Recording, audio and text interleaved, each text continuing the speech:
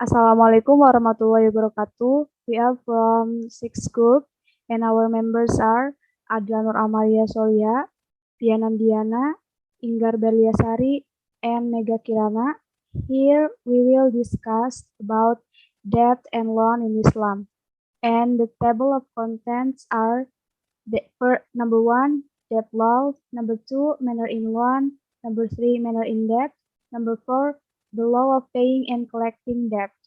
The first presentation will be presented by me. So the first is about debt law. Basically, the legal debts are mubah in Islam. As the word of Allah in Surah Al-Baqarah, verse 280, in the meaning, and if the debtor is in distress, if he will not be able to pay his debt, then let there be postponement until he is in easy, and for you to remit it as alms is better for you if you know. And hadith of Prophet Muhammad that said, he who will realize a Muslim from his troubles in this world, Allah will relieve him of his troubles on the day of resurrection. And Allah always helps his servant as long as he likes help his brother. People who are in debt are called muqtaril, and people who gives the debt is called muqriro. As in fiqh, debt is also known as akad al-irfaq, or a contract based on compassion. Thus, the Sharia does not justify all kinds of debt and credit practice that are burdensome to the debtor or muqtarid and benefit the party giving the debt. Next, we'll talk about the manners in debt. The first manners for those in debt. Number 1, as much as possible avoid debt.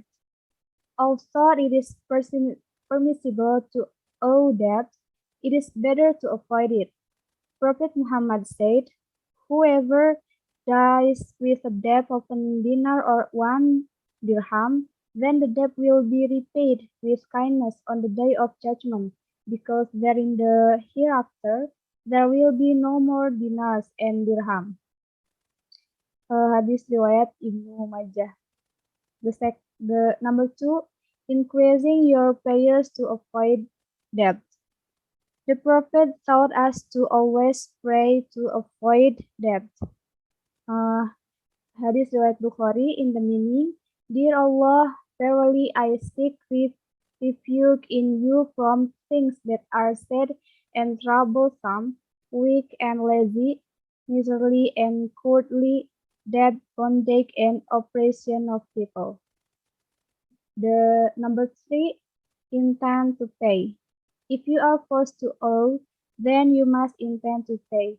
Prophet Muhammad said, whoever is in debt and intend not to pay it off, then he will meet Allah one day of resurrection in the status of a thief. So, next presentation will be presented by my friends Diana and Diana. Time is yours. Thank you, Adila.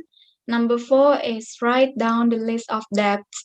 To avoid forgetting debts obligations, Allah commands to record every economic transaction that is done in cash, including debt matters. Allah Subhanahu wa Ta'ala says, "O you who have believed, when you have or contract a debt one upon another for a stated term, then write it down." Quran Surah Al-Baqarah 282. Number 5, not delaying paying debts. If you get sustenance, then immediately pay the debt even though it is not yet due. Paying debts takes precedence over other needs. Delaying paying debts is injustice.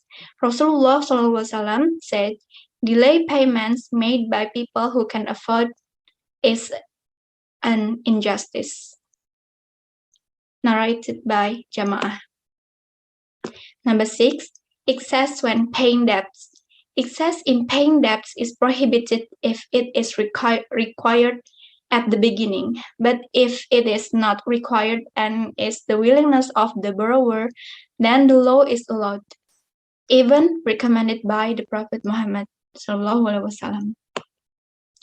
Number 7 is keep promises. Avoid breaking promises in debt. Rasulullah Sallallahu Alaihi Wasallam said, "Indeed, a person who is in debt, when he speaks, he lies. If he makes a promise, he breaks it." Narrated by Al-Bukhari and Muslim.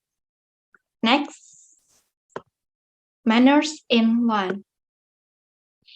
Number 1, bill in a kind way. From Jabir bin Abdullah, the Prophet ﷺ said, "May Allah have mercy on a person who is easy when selling, when buying, and when collecting his right debt." Narrated by Bukhari. Number 2, intend to get a reply from Allah. The intention of giving debt is to get a reply from Allah Subhanahu wa Ta'ala. Rasulullah SAW said, "Whoever wants his prayer to be answered and released from his difficulties, then let him provide a way out for people who are in trouble." Narrated by Ahmad. For the next material will be presented by my friend Ingar. Time is yours. Thank you, Via. Next, number 3, do not take extra or interest. Taking the agreed profit in the form of interest from debt transactions is prohibited in Islam because it is included in the category of riba in line with the fiqh rules agreed upon by the scholars.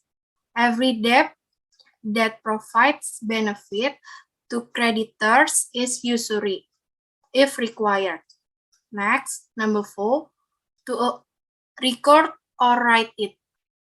To avoid disputes, receivables should be recorded or documented in writing, which is known by both parties and witnessed by a third party.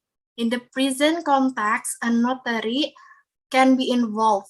Allah says, "O you who have believed, when you have or contract a debt one upon another for a stated term, then write it down."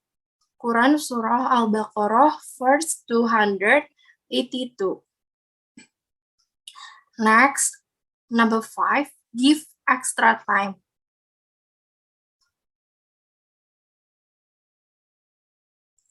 If the debtor is in a condition of economic hardship and is unable to pay his debt in the agreed time, Islam recommends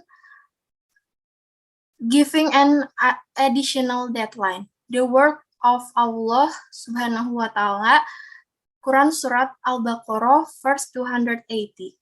And in case any person is under difficulty, then he should be granted a respite to the time of ease, and that you donate is more charitable, more beneficial for you in case you know. Next, number 6, get rid of the debt. Under certain condition, if the debtor is no longer able to pay his debt, it is recommended to free the debt and make an intention of giving ALMS. May Allah replace it with something much better. The word of Allah Subhanahu wa Ta'ala, Quran Surah Al-Baqarah, verse 280. And in case any person is under difficulty, then he should be granted a respite to the time of ease, and that you donate ALMS is more charitable or more beneficial for you, and in case you know. Next will be presented by Mega. Okay, thank you, Ingar. Now we will talk about the law of paying and collecting debt. So debt is an obligation that must be paid from the indebted party to the debtor. The first one is don't go to heaven. A person who dies but still owes the debt will not go to heaven. Rasulullah SAW said, whoever when his soul separates from his body, he is freed from three things, then he will go to heaven, namely arrogance, stealing animal before being divided, and debt. Narrated by Ibnu Majah, number 2412, Maktabatu Al-Marif Riyad Sahih. Second is the person who owes his soul is still dependent. From Abu Hurairah, the Messenger of Allah, peace and prayer of Allah be upon him, said, the soul of a believer depends on his debt until it is paid off. Narrated by Ibnu Majah, number 2413, Maktabatu Al-Ma'rif Riyad Sahih. And the last is the reward is taken to pay off debt. For people who have died but have not paid off their debts, the reward for life will be taken to pay the debt. From Ibnu Umar, he said, the Messenger of Allah, peace and prayer of Allah be upon him, said, whoever dies while he has a debt of 1 dinar or 1 dirham will be replaced from his good reward on the day on which the dinar and the dirham are no longer useful. Narrated by Ibnu Majah, number 2414, Maktabatu Al-Ma'rif Riyad Sahih. The law of collecting debt is obligatory because the money owed belongs to the debtor. The lender is required to take what belongs to him, so that the borrower have no sin. Collecting is a right given by the Sharia to the person who gives the debt. The condition is that the debtor is considered capable and has sufficient assets to pay the debt. The law of collecting debt can become unlawful if the person who owes is in a state unable to pay. If the debtor is really not able, the person who gives the debt should wait until the condition of the debtor is really spacious. The ulama explained the sunnah to be kind when collecting debts, so that the ulama agree on the obligation to wait for the debtor to be able to pay his debt or her debt. The conclusion is borrowing money and repaying it has become a norm in modern society. Some people borrow when they need, but others just to maintain a lifestyle.